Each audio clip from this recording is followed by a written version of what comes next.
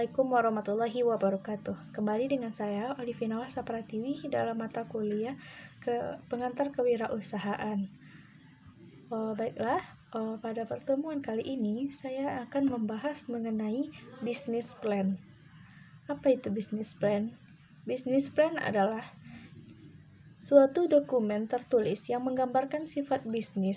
Dalam dokumen ini harus mengandung strategi penjualan dan pemasaran secara rinci, kondisi keuangan, dan juga pendapatan serta pengeluaran selama menjalankan bisnis tersebut.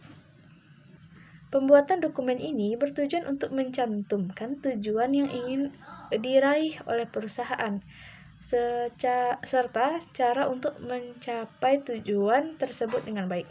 Selain itu, suatu business plan juga bisa dijadikan arahan tentang bagaimana suatu perusahaan mampu menjawab berbagai masalah dan tantangan yang ada di masa depan.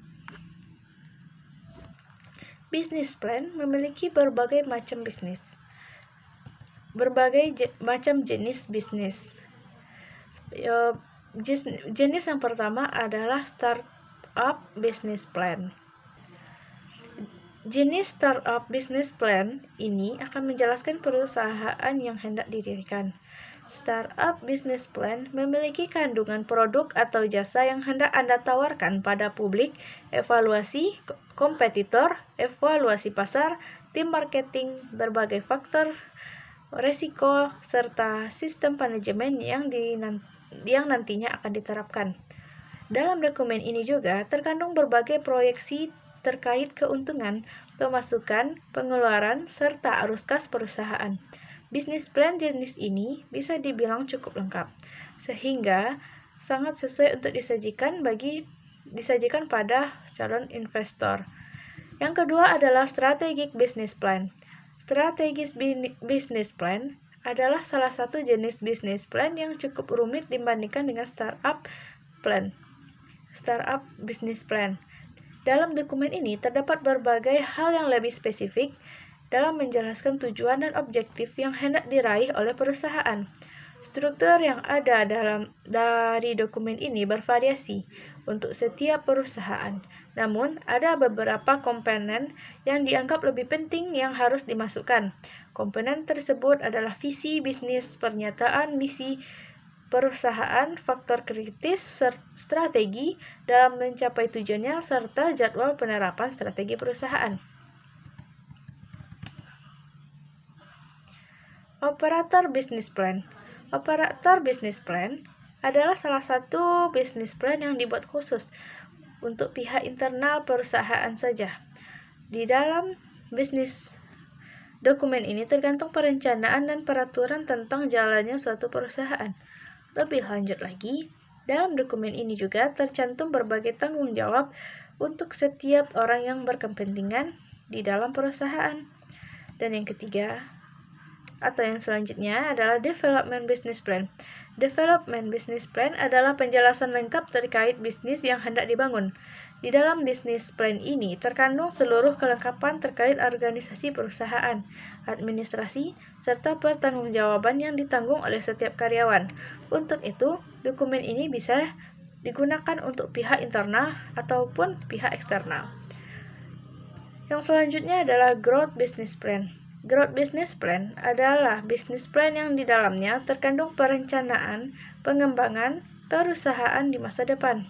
Dokumen ini dapat dimanfaatkan untuk kebutuhan internal maupun eksternal agar bisa mendapatkan lebih banyak modal dari investor. Namun, jika business plan ini dimanfaatkan untuk keperluan eksternal, maka dokumennya harus berisi penjelasan yang detail terkait perusahaan, struktur manajemen, serta pihak apa saja yang menduduki posisi penting. Ada cara dalam membuat business plan ini.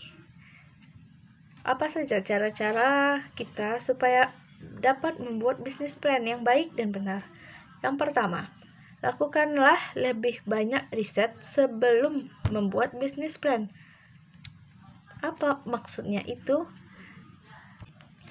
Hal pertama yang harus kita siapkan adalah berbagai pertanyaan yang akan membantu Anda dalam menentukan produk apa yang terbaik.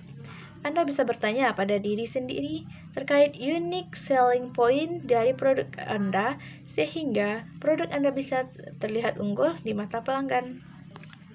Yang kedua, cobalah untuk membuat company profile. Bisnis plan yang baik harus memiliki informasi lengkap perusahaan secara detail. Informasi ini bisa kita tuangkan dalam suatu company profile yang di dalamnya terdapat nama perusahaan, alamat kantor, nama direksi atau komisaris, sejarah terbentuknya perusahaan, bidang industri, dan produk yang ditawarkan pada konsumen. Company profile ini bisa membuat aset perusahaan, visi dan misi perusahaan, serta target pasar. Dengan membuat company profile yang baik, maka perusahaan kita akan memiliki nilai kredibilitas yang baik pula. Artinya, company profile bisa kita jadikan sebagai kesempatan untuk penjualan perusahaan kita pada calon investor atau calon pelanggan. Untuk itu, sebaiknya tempatkan company profile ini pada bagian depan bisnis plan. Yang ketiga, tentukan tujuan bisnis kita.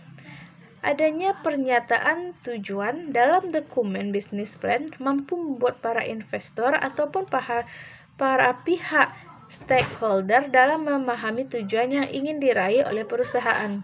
Tapi, Anda juga harus melengkapinya dengan cara atau langkah-langkah dalam meraih tujuan tersebut. Untuk itu, rumuskanlah berbagai langkah yang untuk meraih tujuan tersebut, baik dalam jangka pendek maupun jangka panjang. Adanya pernyataan ini juga berfungsi untuk mengamankan modal Anda dari calon investor. Namun, jelaskanlah tujuan yang mendasari pendanaan tersebut secara rinci. Lalu, bagaimana pendanaan itu mampu membuat bisnis Anda bisa berkembang. Yang keempat, siapkanlah seluruh dokumen yang dibutuhkan. Terdapat beberapa dokumen lain yang harus kita butuhkan selain company profile untuk meningkatkan kredibilitas perusahaan. Untuk itu, kita memerlukan catatan laporan keuangan, arus kas, lisensi, dan lain-lain. Berbagai dokumen tersebut akan menjadi perhatian penting bagi para investor sebelum akhirnya mereka mau menanamkan modalnya. Yang kelima, jelaskanlah dengan rinci barang atau jasa Anda. Terdapat beberapa aspek yang harus kita jelaskan dengan baik, yaitu penjelasan tentang cara kerja produk, pricing model, dan alasan dibalik model tersebut, target customer utama, alasan kenapa produk kita lebih unggul daripada produk sejenis lainnya, dan strategi pemasaran serta penjualan. 6. Buatlah marketing plan. Marketing plan berguna agar bisnis kita mempunyai rencana pemasaran yang lebih solid. Dalam suatu marketing plan, kita cukup menyertakan latar belakang proyek, visi dan misi, pernyataan masalah, tujuan dan objektif yang ingin diraih, serta target konsumen. Selain itu, kita juga menjelaskan channel utilization terkait kanal pemasaran kita, strategi komunikasi pada calon konsumen, serta timeline dalam memastikan proyek bisnis mampu berjalan tepat waktu. Yang ketujuh, sesuaikan pada target pembacanya. Setiap jenis bisnis plan ditunjukkan pada pembaca-pembaca yang berbeda.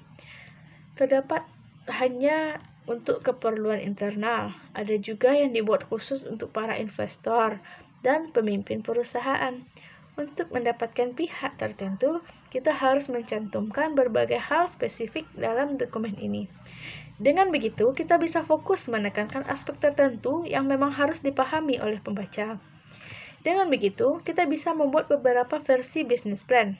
Hanya saja, kita harus memastikan berbagai data faktual dan bisnis plan tersebut guna menghindari adanya kekeliruan kemudian hari.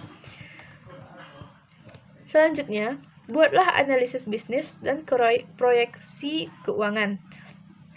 Untuk kita yang memiliki bisnis plan dan berencana ingin mengembangkan usaha, maka kita harus mencantumkan hasil analisa perusahaan kita. Beberapa hal yang wajib kita sampaikan pada poin ini adalah banyaknya pemasukan dan pengeluaran, serta neraca aset, juga utang piutang perusahaan. Tujuannya adalah untuk membuktikan bahwa kondisi keuangan kita sedang sehat, sehingga sudah siap untuk naik ke tingkat yang lebih tinggi. Selain itu, sertakanlah proyeksi keuangan kita pada dokumen ini agar bisa meningkatkan kepercayaan para investor. Karena pada intinya, setiap investor ingin mendapatkan keuntungan yang besar dari dana yang sudah diinvestasikan. Untuk itu, sebagai pengusaha, kita juga bisa menambahkan hasil penjualan pada periode tertentu dan perkiraan pengeluaran serta pemasukan untuk beberapa tahun berikutnya pada bagian proyeksi keuangan. Namun, kita harus membuat secara realitas dan akurat. Baiklah, sekian dari saya. Semoga bermanfaat untuk kita semua. Apabila ada kesalahan, mohon dimaafkan. Assalamualaikum warahmatullahi wabarakatuh.